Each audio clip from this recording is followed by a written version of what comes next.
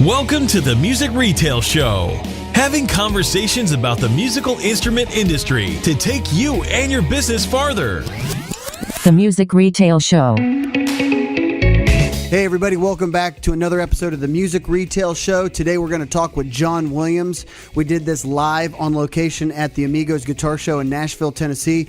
John is an amazing guy. He started winding pickups back in the day and has turned it into an amazing business. He's going to talk about that and what he's doing and where he's going in the future. Just sit back and take a listen. I know you'll enjoy it. Does half the cost and double the value sound good to you? What about made in the USA? Franklin Strap is 100% American made, and you get double the quality for every dollar you spend. Call us today, 615-791-7057, and get in the strap business. Franklin Strap, the soft strap. All right, hey, we are at the Three Amigos Show in Nashville, Tennessee. Richard and I, along with Ian, have been hanging out here. We've been meeting tons of people, and I'll have to admit, man, this has been a great show. Yeah, it's really cool. I what's kind of striking to me is I'm not the oldest person here. No. I think they call it a vintage show more than just guitars. Because of the people? I wasn't going to say that, but you're right. I mean, there's, well, never mind. I was going to talk about wheelchairs and stuff like that, but that may be handicapping.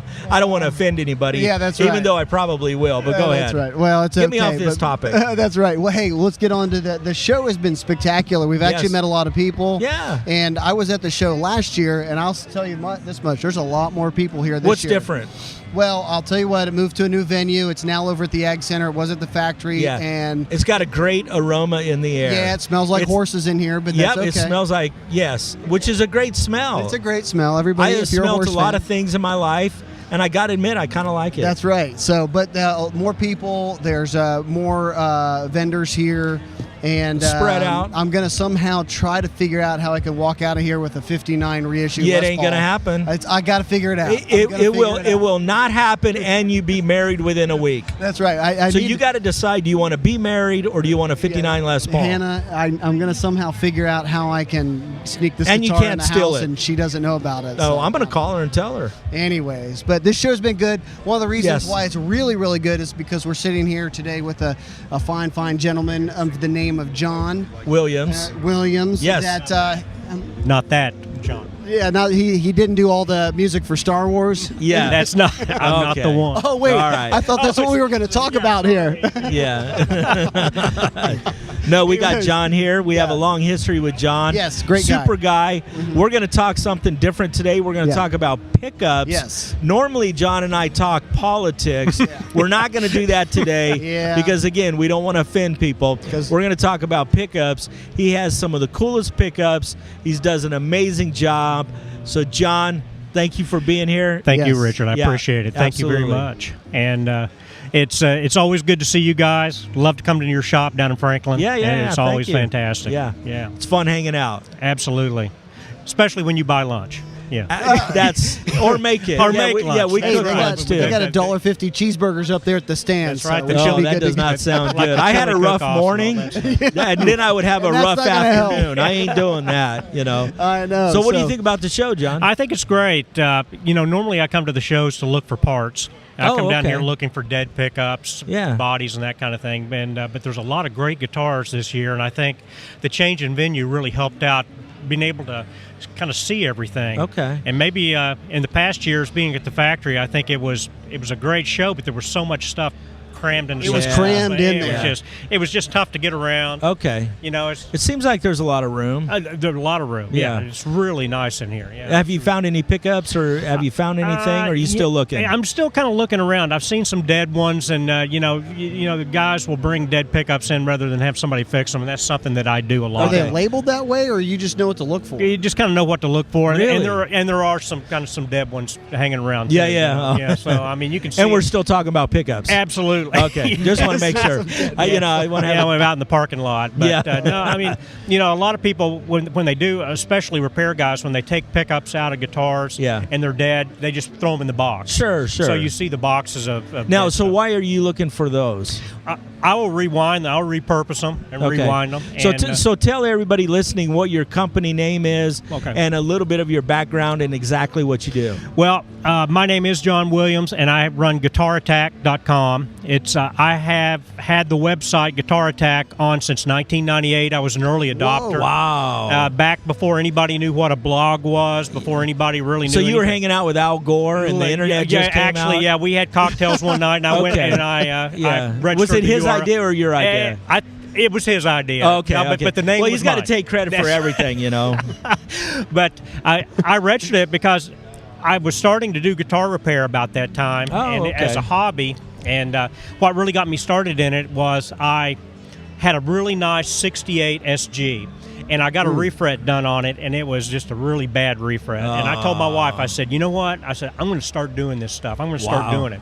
So at the time I was in the Army, and not long after that we wound up being stationed at Fort Hood, Texas. And Fort Hood had a really good wood shop on post the soldiers could go to, and that's where I built my first guitar. Oh. So I didn't really know much about woodworking, and I went over there, and the guy was working there, a retired guy, and I said, I walked in, and I said, I want to do some woodworking. And he said, well, what do you want to do? I said, I want to build a guitar.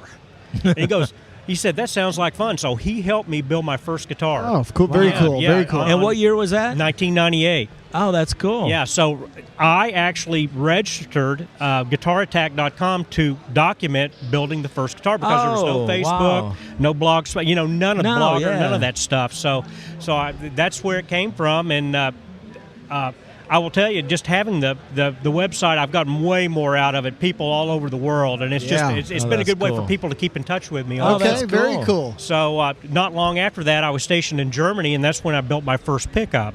And I was hanging out with these German guitar builders, and they were really nice to me. I mean, they'd speak English, and I mean, it was just they were fantastic guys. And one time I went in, and this guy said, hey, I have some, the guy that owned the shop was named Tommy, and he said, I have some dead pickups. Do you want them? And I said, well, yeah, So I took them home, and I bought a 5-pound spool of magnet wire, and I used about 4 pounds of it winding the first pickup. Oh, my goodness. 4 pounds? You get almost done, and it break. Almost done, and it break. And I had this big, I remember I had a grocery bag full of wire in the basement. My wife came down and said, see, this is working out really well. And I go, yeah, it is.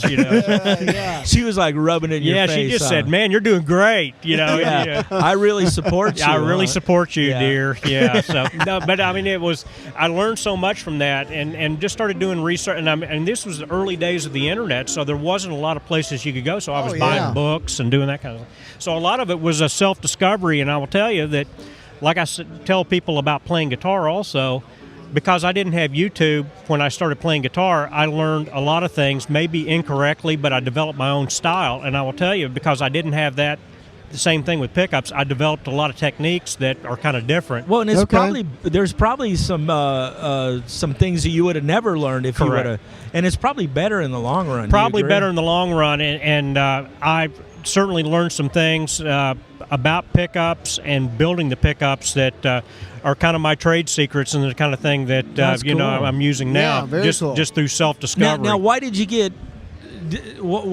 so much into the pickup? Was that just out of necessity? Well, not enough people doing it, not enough people doing it right. Well, back then, it was pretty much. You sound like he's old. He's not that old. No, I mean, back in 1940 and one. Yeah, I'm actually back. I can say back then in '98. That's actually was a while ago. I was around then. But what's interesting about '98 too is back then, if you wanted a pickup, it was a Seymour Duncan or DiMarzio. Yeah, absolutely. Yeah. And all of the name, everybody wasn't winding pickups, in their basement, and it's a lot like pedals. It was like everybody makes pedals. Yeah, it was Boss or MXR, Ibanez maybe. Maybe. I had an Ibanez pedal board, and it was pretty killer. But I mean, the choices you have now are so different. And one of the reasons that I did it is I started rewinding these broken pickups, and I put one in one of my guitars that I'd rewound. And I said, man, that really sounds good. And I started changing magnets out, like on humbuckers, and started doing all that kind of stuff. And I said, there's got to be something to this. So I work at one of the vintage guitar stores here in Nashville, and what I found out is a lot about vintage Strat pickups, why some sound good, why some don't. I've repaired an incredible and that led me to this, where I work at this store. I repaired an incredible number of real PAFs, real patent number pickups. The transition pickups in the 60s. So it was, against this backdrop that I had no idea when I first started doing this that it would lead to this. But, when I started doing a lot of repair work, people started seeking me out on the internet, saying, hey, I've got this pickup. There's a shop in Sparta, Tennessee, a guitar builder, Jim Granger over there, and it's called Custom Fretted Instruments, and just want to give him a shout out because he's the one that really got me into the pickups. He had this box of pickups that he had taken off over the years, and he said, well, take these and see if you can do anything with it. So I said, I didn't even, it was taped up, so I looked in there, and there's like all these patent number pickups, old vintage strength. Really? So I spec'd them all out, and I started seeing some trends over all of them, and I had a test guitar, and I was putting in the test guitar, and I found out some of the ones that I thought would sound good didn't sound good in the guitar, and vice versa. So I mean, it was just it was a real learning experience. Yeah. Well, what makes cool. I mean, this is kind of a novice question, but what makes a pickup sound good? Well, one thing that I tell anybody that if you think that your pickups don't sound good in your guitar, the first thing you need to do is get a good setup done on your guitar. Really? Why is that? Well, because what I found, I don't like to turn down business. No, that's not you. the kind of guy that I Yeah. am. But one thing that I have found that a lot of people don't like their guitar, the way that it plays, and they think that switching the pickups out is going to make a difference. Oh, But okay. if it doesn't play well, Yeah, sure. yeah, you know what I mean? Sure. I mean, Yeah. that's step one. Sure. Let's get it playing with. And if there's something that you particularly want, like if you have a 70s Les Paul that somebody put super distortions in, let's talk about how we can put something more of a vintage tone Gotcha. in. Yeah, sure. And that's what I really found out too, that I have the same SG. When I used to play it when I was in high school and college, and I had really high output pickups in it. And my tastes have really changed over the years because back then I was driving a non-master volume 50-watt Marshall, and I needed that. Yeah. But now I've really gone back to sort of a moderate output kind of humbucker, Yeah. and I really like those. Yeah. So wind a lot of Strat pickups, a lot of lap steel pickups, make a lot of pickups with custom bobbins, and one thing that it's given us is, used to if you wanted to make your own pickups, you had to have injection molding and, we got butyrate bobbins and we got all these different kinds of plastics. Now I use a 3D printer to make my own bobbins on a lot of this stuff. Interesting. Really? Yeah. Okay. Yeah. Wow. Yep. And how does that change the sound? It does. I use ABS, which is a really stiff plastic, and I've done AB to like regular plastic that you would see on a DiMarzio or something like that. Yeah. And I have found that there is you couldn't pass the Pepsi challenge, as it were. You would never know. All right. But what it does do is it gives me a lot of, for example, guy comes into the shop and he has an old Mosrite bass, and the pickup's dead. So you flip it over and it's encased in epoxy. Yeah. So Yeah. you're going to destroy that. So what you're trying to save is the cover, because that's the key thing. Gotcha. So I got the metal work off, used a Dremel tool, finally got this thing out. I printed a custom bobbin for it, rewound it, and he was just really happy with it. Gotcha. But that gives you the capability to repair something that's potentially unrepairable. Really? And you don't have to worry about the outer part of it looking factory or original? Well, that's the key. What you want to do is keep the black plastic cover, but the guts inside that you're doing the upgrade on. Okay. Now, do you mainly concentrate on rewinding pickups, or do you have a whole line of your own brand new pickups? Well, I'm going to tell you that I do make custom pickups for people, and I think in the term of what you would call a boutique, kind of stuff, that I think that guys that make pickups and sell them on eBay, and make up a big thing, that's not the same thing as, because what you're doing is you're competing with Guitar Fetish and Seymour Duncan and Everybody. DiMarzio. Yeah. What I like to do is somebody come to me and say, John, I'm looking for a pickup for my Les Paul, and this is what I'm looking for, and I build it for them. Okay. Gotcha. And that's what I just did a set of these really cool custom sort of PAF style pickups for a guy. Yeah. He had a mid-70s Les Paul, and they sounded killer. Yeah. But I mean, it's something that when you get that, it's something you can't buy on eBay or Reverb. No, you're I mean, right.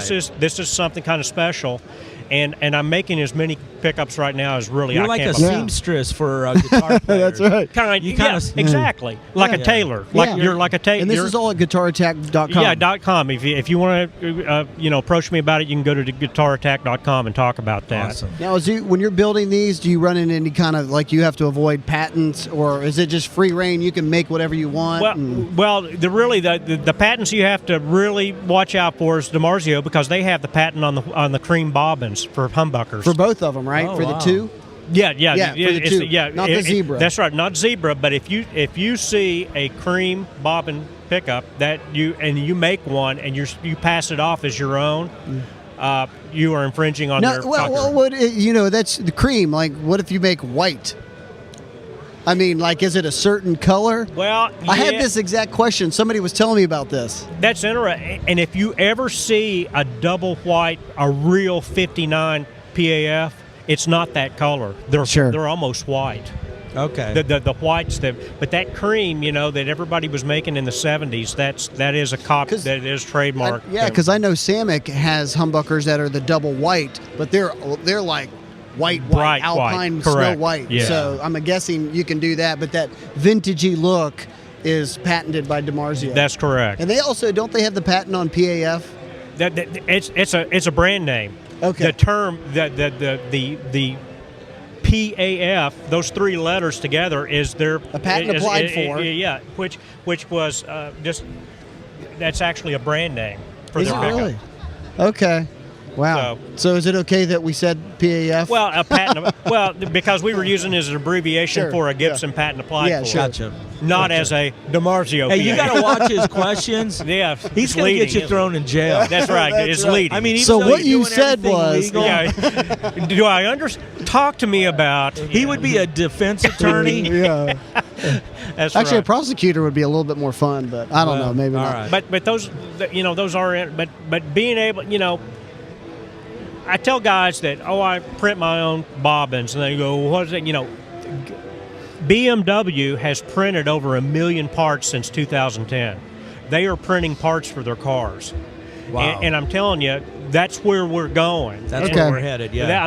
We are. And to hear guys sit around and wring their hands saying, I've got an injection molder that's doing that. Everybody else is doing that too. I want to do something different for Good you. for you. Okay, yeah, I want very to do good. something different.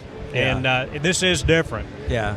So, and there's some secret sauce in there too that I'll talk to you offline about. Yeah, sir. yeah. But Watch this guy. He's going to try to corner you Yeah. and get you to spill Yeah, your he's- Actually, guts. have a Facebook Live going right now. Yeah. So no, just kidding. Nobody. He's going to next thing he's going to go. Well, no one's listening now. You could just go ahead and share it with but us. Let's talk about Area 51. but our colleague Ken Huddleston at Yes. KK's, I built a number of pickups, both single coil and Now, does he humbuckers for come to him. you and ask to go, hey, I need to sound better? And you go, and you Ken, say it's that's not gonna that's get impossible. You to play better. Ken. Yes, you'll sound better, but I can't help you play better. the tone will be better, but the songs won't be better. Yeah, this is. I'm just trying to. and of course, we're busting his chops. Yeah, I'm just trying to focus in on what I can focus on. Where you at, Ken? can't confirm Where you or at, deny. I can't Ken? confirm or deny, Yeah. but Let us I've made get in trouble. He has a really cool early '80s Les Paul custom with chrome hardware on it. Oh. Yeah, it was okay. pretty a black one with chrome. Oh, wow. And I I bet put that looks good. It really good, but the pickups were kind of anemic, and I put a set of some of my, I call them my classics in there, and it really turned out great. Awesome. It's a really good sounding guitar now, and I did a good setup on it too. So those are the kind of things you put it together. People get the guitar back after a good setup and all that kind of stuff, and they're just really happy with Okay. it. So. I'm interested too, like as far as quality of parts. Obviously, you're talking about wires and magnets.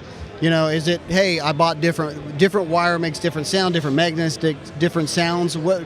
It is. Talk a little bit about that. Well, it's one thing too that a lot of guys buy wire off of eBay and all that kind of stuff, and it's we use a lot of different kinds of wire, and a lot of it's repackaged. A lot of it where they'll buy a big roll and make a small roll for you, and every time you handle the magnet wire, you run the risk of breaking the insulation. Yeah. And every time, so when it's wound on and wound off and all that kind of stuff, so you have to be extremely careful with that. And it comes with a touch. I mean, I've wound a lot of pickups, back when, especially when I was first starting, and I was using some kind of low-end wire, and you'd wind it, and the thing wouldn't work. And you say, why in the world? Because you actually break the insulation. You've broken the insulation in there. So that's the kind of thing. Waxing makes a big difference too. How much wax? As far as tone or durability? It does. Okay. Because it's really interesting. You look at the specs on a pickup before you wax it and after you wax it, it's different. Okay. And and what does the waxing do? Well, I mean, does it mellow it out, well, the top end, or the reason people started waxing, from what I've gleaned from it, is to keep the pickup from squealing with microphonic. Okay. So you're standing in front of a. I think Nate went quiet because he was thinking Brazilian wax. We're talking no, it's Brazilian wax. We're still on. Yeah, oh, God. All right, you went somewhere else. You went somewhere. Yeah. Go back. You said Brazilian wax. but that's good. I like but that. what happens is, when you're standing in front of a Marshall with like a late 50s Strat, it's just going to squeal. So guys would wax those to keep the coils from vibrating. So the vibrating is what that causes the. Yes, but what I'll tell you also is that microphonic and that vibration is part of the tone that we're used to too. Yeah. So you'll see guys saying, "Oh, I've got these wireless or these noiseless Strat pickups," and they are noiseless, but they sound different. Toneless too. Toneless. So there's something about those old coming from a drummer, huh? Toneless too. But anyway, I have these- toneless. But those old pickups that are kind of microphonic. They do sound different. Okay. Yeah. They really do. That's like cool. the old Tisco Golf, like the old gold foil pickups in the Tisco. Oh yeah. I mean, those were super microphonic. They just had a great tone, Yeah. So, and I'm making a version of those right now for my, sort of a Rycooter kind of. And explain what that is. Well, what it is Ry Cooter is a very famous slide player. So what he did was he had this Stratocaster that they took the string through pickups off an old Valco or Supro lap steel and put them on a Stratocaster. Okay. And he played slide on it, and it had that very, very unique lap steel sound. And that's really where that Cootercaster came from. Yeah. And you do that. Yes, I can make a Strat into something along those lines. Rycooter might be one of the coolest names I've ever heard. He's really cool. I've never been blessed with a good name. Rycooter, that's a good name right there. That's a Southern name. He's a good player too. A good player. Played in the old Crossroads movie. Oh yeah. Yeah. Yeah. So it's fan, and people like that because a lot of players around here like to play slide, but playing on a regular Strat is not that satisfying. So you get kind of the best of both worlds with this guitar. Gotcha. Okay. And what else do you build? What else do you? Oh, I make a lot of cut. I've got a CNC machine that I was an early adopter on that too. I built my own. Yeah, I built, and I do a lot of 3D programming, 3D graphics, and I make a lot of custom pick guards for guys. Oh man, I didn't realize that. Yeah, a lot of custom pick guards, and one thing that I found is like a guy comes in. One of my colleagues said, "Man, I got this 65 SG. It had P90s in it. The guy put humbuckers." And the pick guard doesn't fit anymore, so I made him a custom pick guard for it to just look killer, out of 5-ply. Oh wow! I do stuff like that. So you could just load it. You can also probably build a drop-in to where do you build assemblies and sell assemblies? I do not sell assemblies because right now I'm doing as much work as I could possibly do. Okay, gotcha. Sure. But if somebody wanted one, I could build them one. Okay, gotcha. Okay. All right. But I'm to that point with winding pickups, and everybody that ever has a hobby finds this time that you're at that break point to where, do I hire somebody to help me? Oh, gotcha. Do I teach them my secrets so they can go work at the competitor? Gotcha. And it's like one time, I got to tell a funny story. My wife and I have been married almost 30 years. And, congratulations. Yeah, thank you. And she goes, "What do you do down in the basement? What do you do down in the shop?" I said, "Well, what do you do down there?" Yeah, I said, "Well, I'm winding pickups." She goes, "Well," she said, well, I've been thinking about this. Maybe I could help you wind pickups. So I go, well, that'd be cool. And she made it about 10 minutes. She goes, this is like fishing, you're just kind of sitting there, And I said, it is. And I said, that's the hard part about it. And I said, it's not rocket science, but neither is painting a car. Yeah. Neither is building a shaker table. But you got to do it right. But you got to, it's attention to detail, and you got to, every step matters. Yeah. Do you find that that's what separates you from a lot of other people, is you've just got so many hours invested in it that you found those little tricks and the way to do things a certain way to get the outcome that you're looking for? And I think having been an Army aviator flying helicopters in the Army, it's made me a real checklist guy, too. Okay. And it's just, you got to follow every step every time. No, that's And, good. you just can't shortcut it. And what's the details on doing active electronics, like EMGs? Like, what's really going on there? Well, I mean, what you've got is you've got a 9-volt battery that's acting as a magnet. It's an electromagnet in there that's firing it up. You still got, it's still producing an AC current like a regular pickup.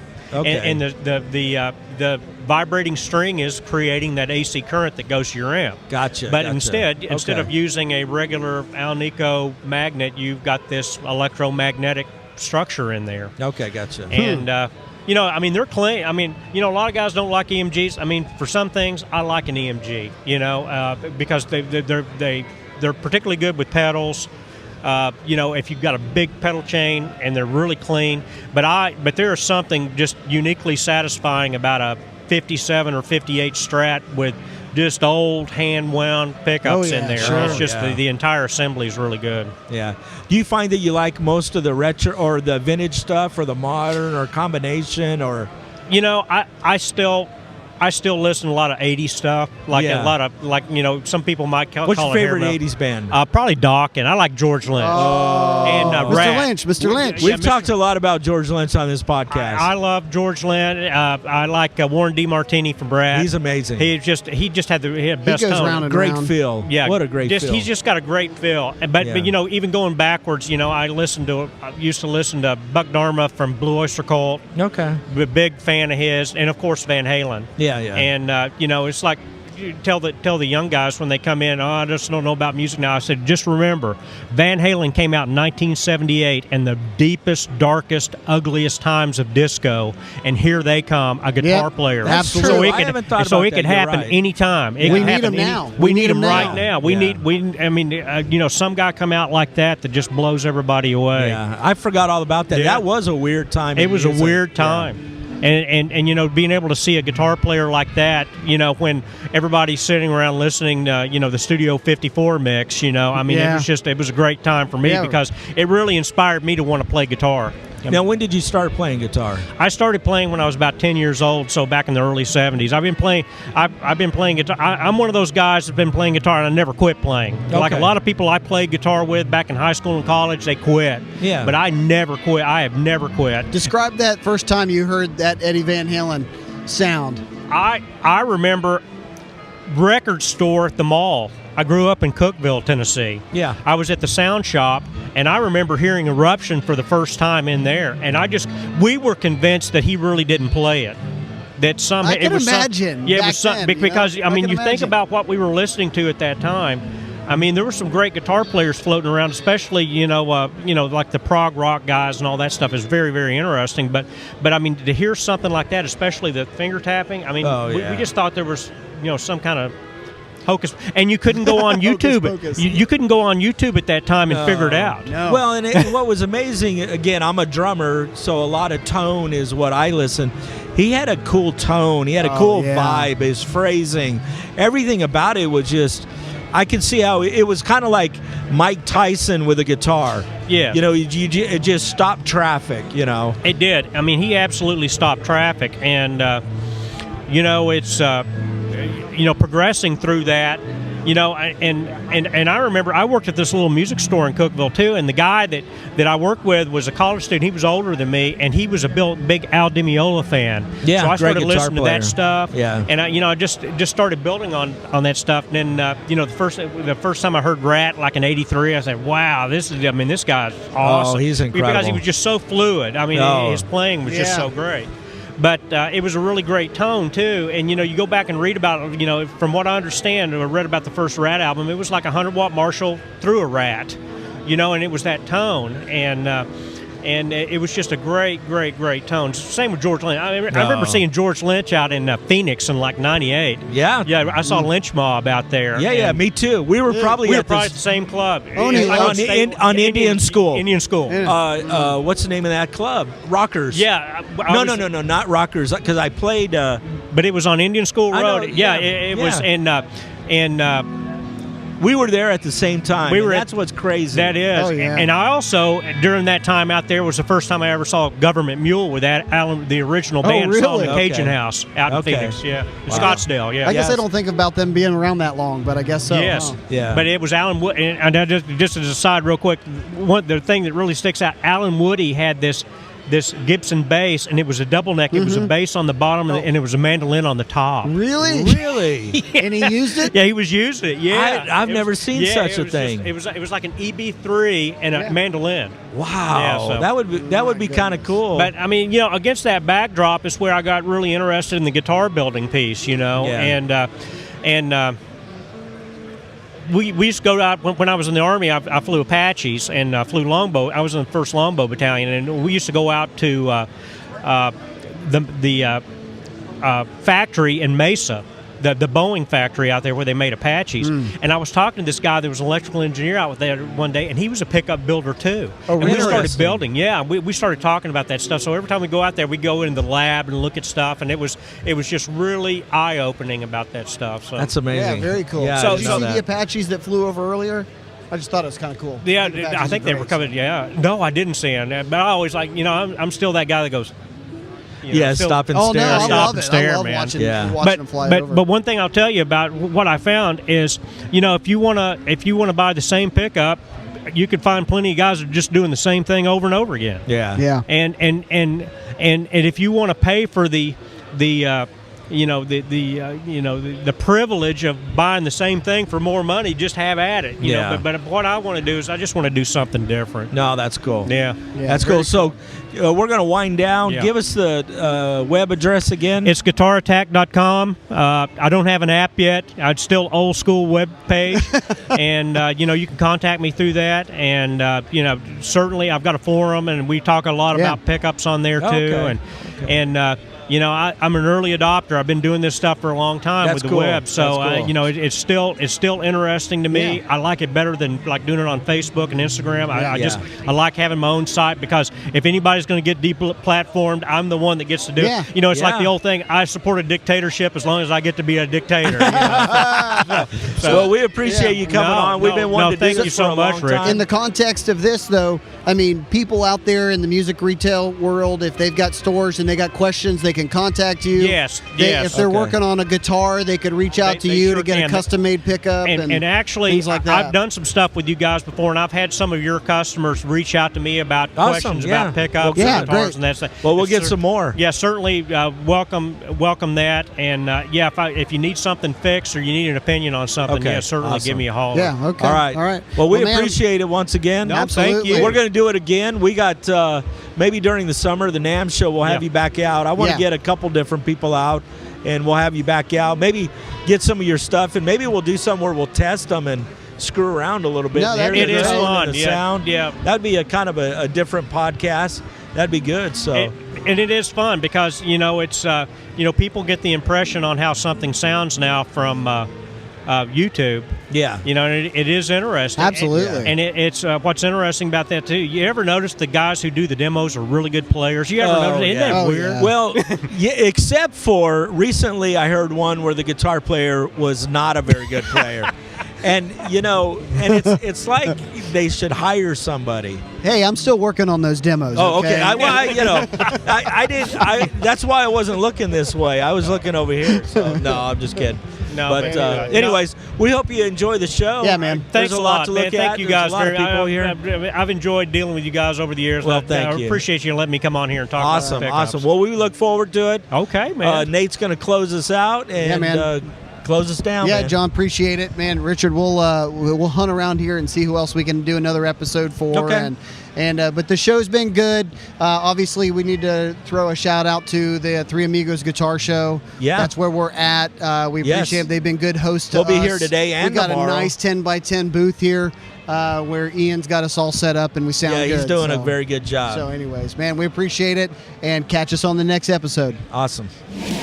Own a music store or sell guitars online? Need more inventory to stay competitive in today's market? MIRC is the nation's largest wholesaler of quality used guitars. Visit www.mircweb.com to become a dealer today. Thanks for listening to the Music Retail Show.